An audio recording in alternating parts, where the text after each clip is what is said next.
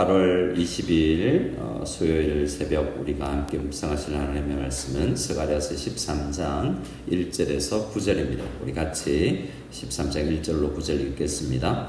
그날에 죄와 더러움을 씻는 셈이 다윗 족속과 예루살렘 주민을 위하여 열리리라. 만군의 여호와가 말하노라. 그날에 내가 우상의 이름을 이 땅에서 끊어서 기억도 되지 못하게 할 것이며 거짓 선지자와 더러운 귀신을 이 땅에서 떠나게 할 것이라. 사람이 아직도 예언할 것 같으면 그 낳은 부모가 그에게 이르기를 내가 여호와의 이름을 빙자하여 거짓말을 하니 살지 못하리라 하고 낳은 부모가 그가 예언할 때에 칼로 그를 찌르리라. 그날에 선지자들이 예언할 때에 그 환상을 갖기 부끄러워할 것이며 사람을 속이려고 털옷도 입지 아니할 것이며 말하기를 나는 선지자가 아니요 나는 농부라. 내가 어려서부터 사람의 종이 되었노라 할 것이요 어떤 사람이 그에게 묻기를 내 두 팔 사이에 있는 상처는 어찌 됨이냐 하면 대답하기를 이는 나의 친구의 집에서 받은 상처라 하리라. 만군의 여호와가 말하노라. 가라 껴서 내 목자 내 짝된 자를 치라. 목자를 치면 양이 흩어지려니와 작은 자들 위에는 내가 손을 들이우리라. 여호와가 말하노라. 이 온 땅에서 3분의 2는 멸망하고 3분의 2는 거기 남으리니 내가 그 3분의 1을 불 가운데에 던져 은같이 연단하며 금같이 시험할 것이라. 그들이 내 이름을 부르리니 내가 들을 것이며 나는 말하기를 이는 내 백성이라 할 것이요 그들은 말하기를 여호와는 내 하나님이시라 하리라. 아멘. 스가랴서 13장도 계속해서 그날에라고 해서 종말의 그날, 마지막 때에 이루어질 그날을 이야기합니다. 오늘 이 본문에도 세 번의 그날이 나오는데요. 첫 번째로 1절에 그날에 죄와 더러움을 씻는 셈이 다윗의 족속과 예루살렘 주민을 위하여 열릴 것이다 라고 이야기합니다. 자, 누구를 위해서냐면 다윗의 족속과 예루살렘 주민이죠. 오늘 성도들을 위해서라고 우리는 해석해도 되겠습니다. 근데 무엇을 씻는 셈이냐면 죄와 더러움을 씻는 셈이 열린다라고 이야기합니다. 그러니까 죄면 죄고 더러우면 더러움이지 왜 죄와 더러움이라고 그랬을까? 중의적 이제 같은 이야기를 두 번 반복하는 것일까? 그렇기도 할 것입니다. 그런데 자세히 또 보면 어떤 학자들은 죄는 어떤 우리가 가지고 있는 일반적인 죄라고 이야기한다면 더러움은 깨끗한 척한, 그러니까 종교적인 척했던 것이 더러움을 드러내는, 그러니까 실제로는 더러운 종교적이거나 제의적이거나 이단이나 우상숭배 같은 그러한 죄를 또 더러움이라고 표현하는 것이다 라고 이야기합니다. 그도 그럴 것이 2절에서 6절까지는 그 우상숭배에 대한 내용이 하나님께서 가증히 여기고 더럽게 여기는 부분이 특별히 거룩한 척하면서 실제로 그러지 아니하는 모습, 우리들에게도 있을 수 있는 그런 성도들에게 있는 가식과 또 특별히 우상숭배와 거짓 신들을 쫓는 사람들의 가진 그 죄를 더러움이라고 이야기하는데 그것들을 씻을 수 있다라는 거죠. 여기서 오늘 우리가 찬양을 불렀던 것처럼 샘물과 같은 보혈이 씻지 못할 죄는 없는데 그 앞에서 어제 우리가 말씀을 보았던 것처럼 애통하며 하나님께서 그런 우상숭배자들에게도 하나님께서 정말 함께 해주시면 우리 그런 간증들 많이 하지 않습니까? 그런 우상숭배하는 집에서 태어났지만 아브라함도 많은 사람들이 우상숭배하는 갈대우로 해서 하나님께서 불러내신 사람이다라고 또 이야기하고요. 또 이 무당집에서 태어났는데 목회자가 되거나 무당이었다가 다종교인이었다가 예수님 믿는 사람들도 있는 것처럼 우리의 죄를 씻어주시는 셈, 여기에서 그런 셈은 우리가 알다시피 예수 그리스도의 보혈의 샘물로 이해하면 되겠습니다. 그래서 우리가 우리를 위해서 샘이 열릴 것인데 우리를 위해서 스스로 판 웅덩이는 그 터진 웅덩이 같아서 예레미야서 말씀처럼 우리의 물을 가둘 수도 없고 우리를 깨끗하게 할 수 있는 그 어떤 인간적인 노력도 없는데 예수 그리스도는 우리의 모든 죄와 더러움을 깨끗게 해주신다는 것입니다. 그래서 이 말씀 앞에서 우리는 얼마나 정결한가, 우리가 날마다 주님 앞에 예수 믿고 나서도 여전히 세상의 영향을 받는 우리인데 정결하게 씻는 셈이 우리를 씻겨주시기를 간절히, 더 성화되기를 간절히 원하는 아침 되기를 소원합니다. 2절 말씀에 만군의 여호와가 말하노라 그날에 하나님께서 우상의 이름을 이 땅에서 끊어서 기억도 되지 못하게 할 것이며, 우상 이름 대보라면 우리가 기억할 수도 있겠죠. 우리나라에는 어떤 나무로 만든 거, 금으로 만든 거 이름 될 수 있겠는데 워낙 한참 못 봐가지고 이름도 가물가물.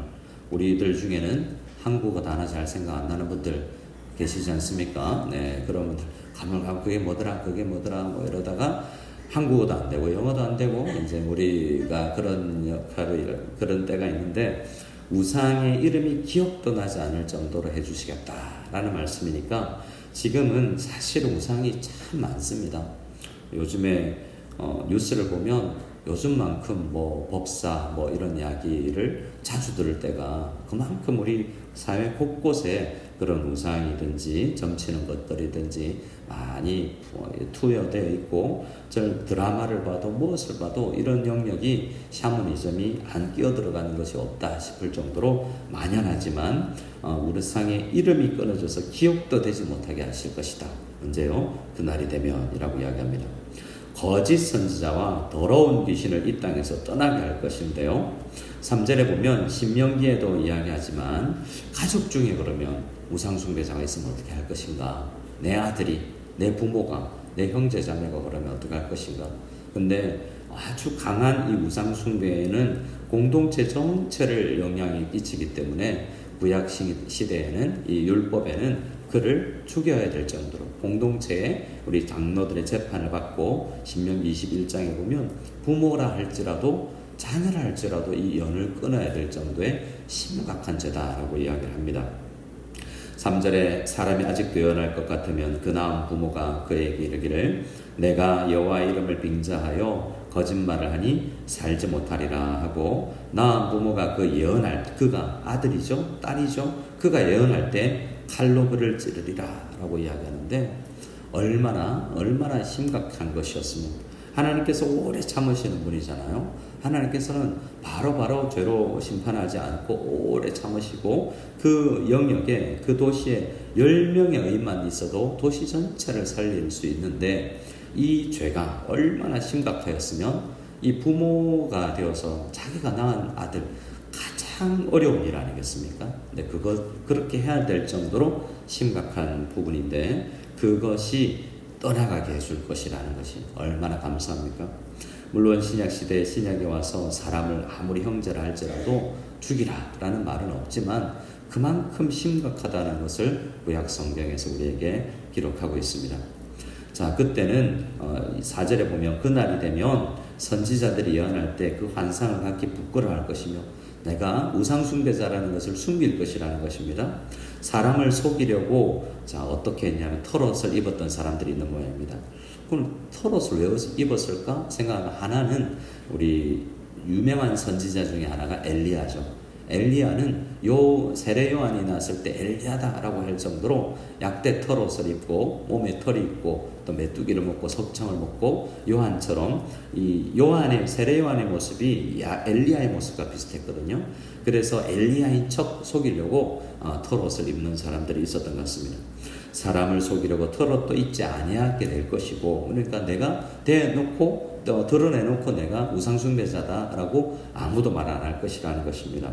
5절에 말하기를 나는 선지자가 아닙니다. 나는 농부입니다. 내가 어려서부터 사람의 종이지 선지자나 우상숭배자, 거짓 선지자, 더러운 귀신 쫓는 자 아닙니다 라고 말할 것입니다. 다른 사람이 묻겠죠. 6절에 어떤 사람이 그 사람에게 묻기를 그러면 네 두 팔의 사이에 있는 상처는 어찌 됐느냐? 그러면 그가 대답하기를 이것은 나의 친구 집에서 받은 상처지 우상숭배하고 관련이 없습니다 라고 말할 것이라는 겁니다. 우리가 이 바알 종교의 열왕기상 18장에 보면 막 기도하면서 자기 몸에 상처를 내는 사람들 있죠. 그런 우상숭배의 모습을 이야기하는 것입니다. 이거 우상숭배하면서 몸에 상처 낸 게 아닙니다. 이건 어릴 때 친구 집에서 받은 상처입니다 라고 변명해야 될 정도로 그 땅에 설 데가 없을 것이다 라고 이야기를 합니다. 간혹 전도를 하다 보면 군대에서 교회를 가서 초코파이를 먹거나 절에 가서 초코파이를 먹거나 이 두 가지, 초코파이 엄청 먹고 싶어서 종교기관에 가는 경우가 있는데요. 절에 가면 이 군대에서 세례받은 사람들이 있습니다. 세숫대야 세례라고 해서 10명, 20명 세워놓고 막 물 뿌리는 식으로 워낙 많이 세례를 주니까요. 근데 세례는 표가 나지 않는데 절에 다 갔다 온 사람들이 이렇게 이 불침으로 이렇게 몸에 표시를 내는 경우가 있습니다. 그래서 그 사람들은 몸에 상처가 남잖아요. 그래서 나는 불자입니다. 초코파이 얻어먹으러 갔는데 그냥 대체 그냥 점 하나 찍고 왔는데 나는 불자입니다 해서 나는 교회 못 갑니다. 이런 사람들이 있어요. 몸에 상처를 입었다는 것이 부끄러움이 될 수도 있는데 그것도 다 죄와 더러움을 씻는 샘이 열린다라고 하는 것이니까 얼마나 감사합니까? 7절부터는 우리 그 가운데에서 그런 모든 과정을 통과하고 우상 숭배자도 회개하고 애통하고 다 나오는 그날에 주님께서 우리에게 행하실 일을 설명하는데요. 7절 말씀입니다. 만군의 여호와가 말하노라 칼아 깨어서 내 목자 내 짝된 자를 치라. 목자를 치면 양이 흩어지려니와 작은 자들 위에는 내가 손을 들이오리라 라는 말씀은 목자를 치면 양이 흩어진다라는 말씀은 예수님을 십자가에 못 박으면 그 따르던 무리들이 다 사라질 것이다. 그때의 예언으로 우리에게 알려져 있죠. 그런데도 그러한 상황 가운데서도 진짜 알곡과 죽정이가 구별되는 것입니다. 정말 코로나 가운데 많은 사람들이 알곡과 죽정이가 구별된다는 이야기를 해요. 어떤 큰 교회 이야기를 들었는데요. 코로나로 성도들이 뭐 3분의 1이 줄었는데 3분의 2만 나오는데 헌금이 줄지 않았대요. 왜 그럴까요? 헌금 안 내는 사람들만 교회에 안 나오게 됐다라는 거죠. 헌금 내는 사람들은 여전히 교회 다니고 그전에도 헌금 안 내던 사람들만 교회를 안 나온 거 아니냐 이런 이야기를 하던데요. 모르죠. 물론 더 많이 헌금을 해서 그런지는 모르지만 때로는 이런 환란이 알곡과 죽정이를 구별해내게 되는 은혜가 있다는 것입니다. 8절 말씀에 여호와가 말하노라 이 땅은 이 온 땅에서 3분의 2는 멸망하고 3분의 1은 거기 나버리니 라고 해서 3분의 1이 성도들로서의 어떤 숫자, 남은 자들 꼭 수치가 그만큼 된다는 것이 아니라 적지 않은 숫자죠. 하지만 대다수는 아니라는 말입니다. 남을 것인데 내가 그 3분의 1이 남은 9절 말씀을 마지막 말씀 같이 한번 더 읽어볼까요? 내가 그 3분의 1을 불 가운데 던져 은같이 연단하며 금같이 시험할 것이라. 그들이 내 이름을 부르니 내가 들을 것이며 나는 말하기를 이는 내 백성이라 할 것이요 그들은 말하기를 여호와는 내 하나님이시라 하리라. 아멘. 3분의 1 우리 성도들이 남겨진 숫자인데 그들을 다시 종말에 마지막 때 우리를 어디로 밀어 넣느냐면 불 가운데 넣은 것처럼 시험을 통과하게 하실 것이다 라는 것입니다. 그래서 우리 성도들은 상당히 많은 경우 불 가운데서 은같이 금같이 연단되는 시험 중에 있다라는 것입니다. 오늘 이 새벽에 우리가 나는 참 불로 연단되는 것 같다. 참 쉽지 않다. 예수 믿는 거, 복음 전하면서 사는 거 왜 이렇게 어려울까? 라고 생각되는 분들이 있다면 잘 걷고 있는 것입니다. 3분의 1의 성도가 불 가운데 던져져서 은같이 금같이 연단되는 시험을 받는 중입니다. 그렇게 되면 우리가 어떻게 됩니까? 그들이 내 이름을 부르는 간절한 기도에 주님께서 들었고 응답해 주실 것이라고 약속하고 있고요. 우리 마지막 나는 말하기를 이는 내 백성이라. 하나님께서 저 기도하는 저 성도 내 백성이다. 내가 저기 불 가운데 시험 당한다고 내가 버린 게 아니다. 내 백성이다 할 것이요. 그들은 말하기를 여호와는 내 하나님이다. 내 신분과 재정과 건강의 상태와 상관없이 하나님은 내 하나님이다는 확고한 믿음 가운데서 오히려 시험 가운데 불같은 시험 가운데 그 믿음이 굳건하게 서게 될 것이다 라는 것입니다. 미국에 한번 갔을 때 세들백 교회 가니까 청소년부 건물 이름이 리파이너리라고 용광로라고 되어 있더라고요. 자, 그래서 그곳이 어떤 곳이냐? 재련소라는 것이 어떤 곳입니까?